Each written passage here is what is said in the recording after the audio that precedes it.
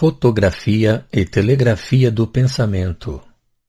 A fotografia e a telegrafia do pensamento são questões até aqui apenas afloradas. Como todas aquelas que não dizem respeito às leis que, por essência, devem ser universalmente manifestadas, foram relegadas a segundo plano, se bem que a sua importância seja capital e que os elementos de estudo que elas encerram sejam chamados a esclarecer muitos problemas até aqui permanecidos sem solução. Quando um artista de talento executa um quadro, a obra magistral a qual consagra todo o gênio que adquiriu progressivamente, nele estabelece primeiro as grandes massas, de maneira a ser compreendido, desde o esboço, todo o partido que dele espera tirar. Não é senão depois de ter elaborado minuciosamente o seu plano geral que ele procede à execução dos detalhes. E se bem que este trabalho deva ser tratado com mais cuidado, talvez, do que o esboço, seria, entretanto, impossível se este último não o precedesse. Ocorre o mesmo no Espiritismo. As leis fundamentais, os princípios gerais, cujas raízes existem no espírito de todo ser criado, deveram ser elaboradas desde a origem. Todas as outras questões, quaisquer que elas sejam, dependem das primeiras. É a razão que dele faz, durante um certo tempo, negligenciar o estudo direto. Com efeito, não se pode, logicamente, falar de fotografia e de telegrafia do pensamento antes de ter demonstrado a existência da alma que manobra os elementos fluídicos e a dos fluidos que permitem estabelecer relações entre duas almas distintas. Hoje ainda quase que não estamos suficientemente esclarecidos para a elaboração definitiva desses imensos problemas. Contudo, algumas considerações de natureza a preparar um estudo mais completo, certamente aqui não estarão deslocadas. Estando o homem limitado em seus pensamentos e em suas aspirações, os seus horizontes estando limitados, há de lhe ser preciso, necessariamente, concretizar e etiquetar todas as coisas para delas guardar uma lembrança apreciável e basear sobre os dados adquiridos os seus estudos futuros. As primeiras noções do conhecimento lhe vieram pelo sentido da visão. Foi a imagem de um objeto que lhe ensinou que o objeto existia. Conhecendo vários objetos, tirando deduções de impressões diferentes que eles produziam sobre o seu ser íntimo, deles fixou a quintessência em sua inteligência pelo fenômeno da memória. Ora, o que é a memória senão uma espécie de álbum mais ou menos volumoso que se folheia para se encontrar as ideias apagadas e retraçar os acontecimentos desaparecidos? Esse álbum tem marcas nos lugares notáveis. Lembra-se imediatamente de certos fatos. É necessário folhear muito tempo para certos outros. A memória é como um livro, aquele do qual se leem certas passagens, presentes essas passagens facilmente aos olhos. As folhas virgens, ou raramente percorridas, devem ser viradas uma a uma para retraçar um fato no qual pouco se deteve.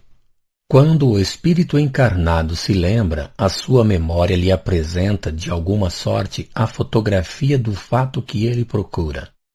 Em geral, os encarnados que o cercam nada veem.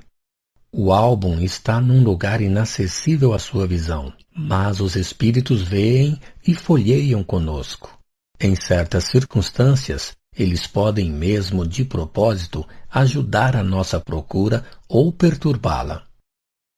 O que se produz do encarnado para o espírito ocorre igualmente do espírito ao vidente.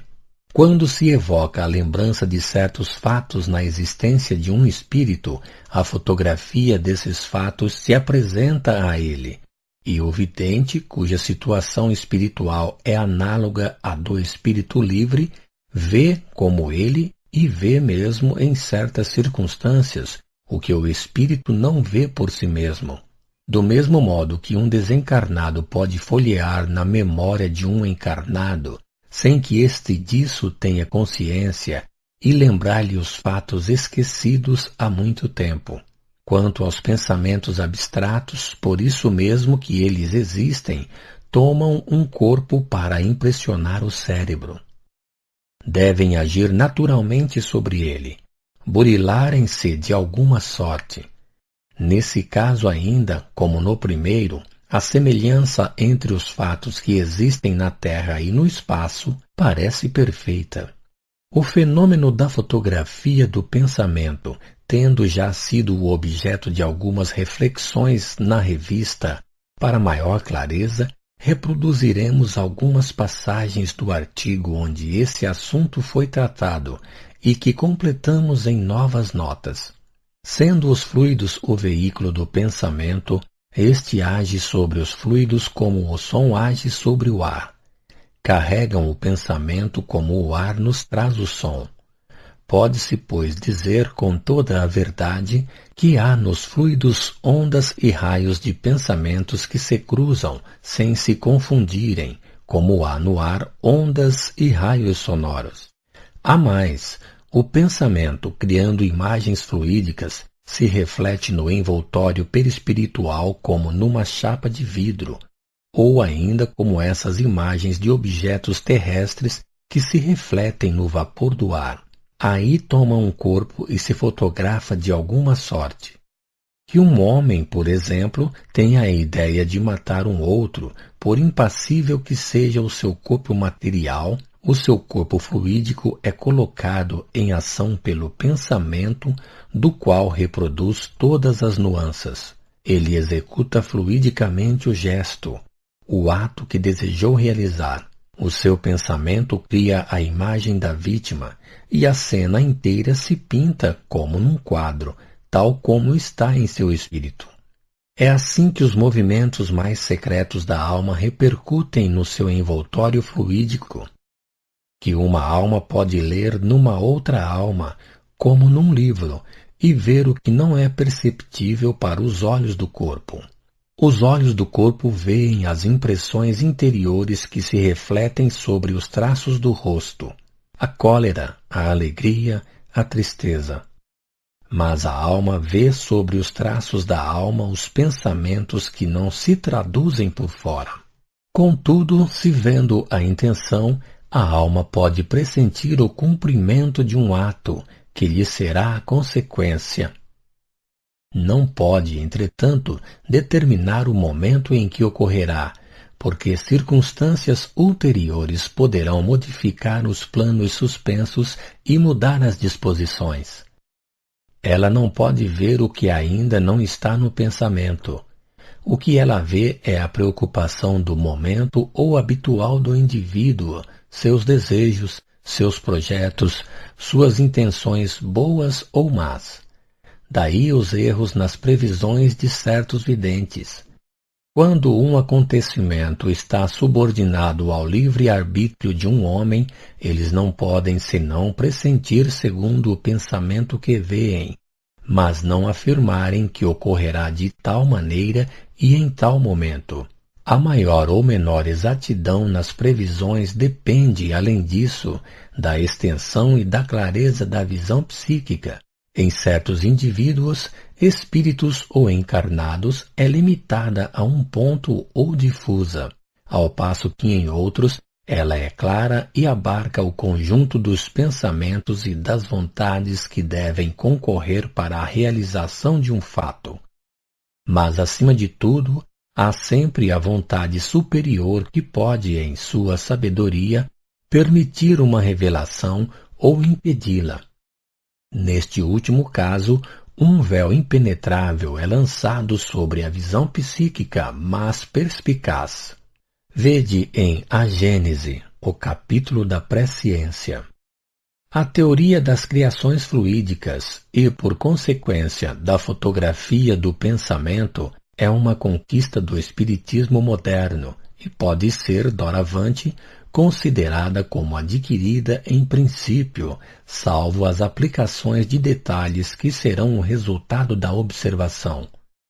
Esse fenômeno é, incontestavelmente, a fonte das visões fantásticas e deve desempenhar um grande papel em certos sonhos. Quem é aquele que sabe sobre a Terra de qual maneira se produziram os primeiros meios de comunicação do pensamento? Como foram inventados ou antes encontrados? Porque não se inventa nada, tudo existe no estado latente. Cabe aos homens procurarem os meios de pôr a trabalhar as forças que a natureza lhe oferece. Quem sabe o tempo que foi necessário para se servir da palavra de um modo completamente inteligível?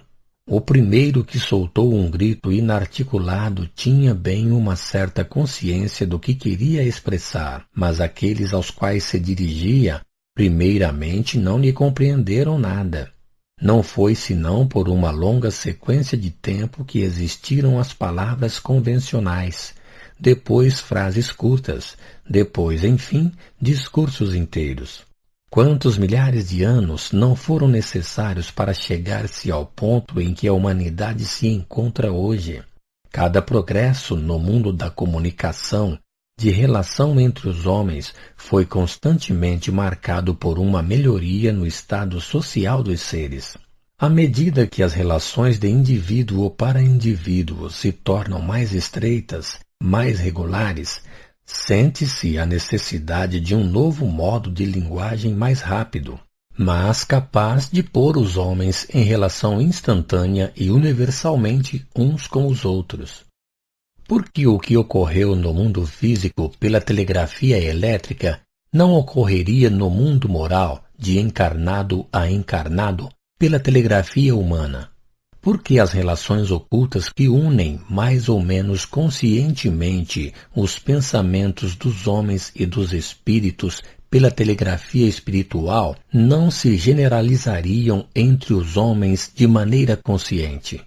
A telegrafia humana, certamente, eis com que provocar o sorriso daqueles que se recusam a admitir tudo o que não cai sob os seus sentidos materiais.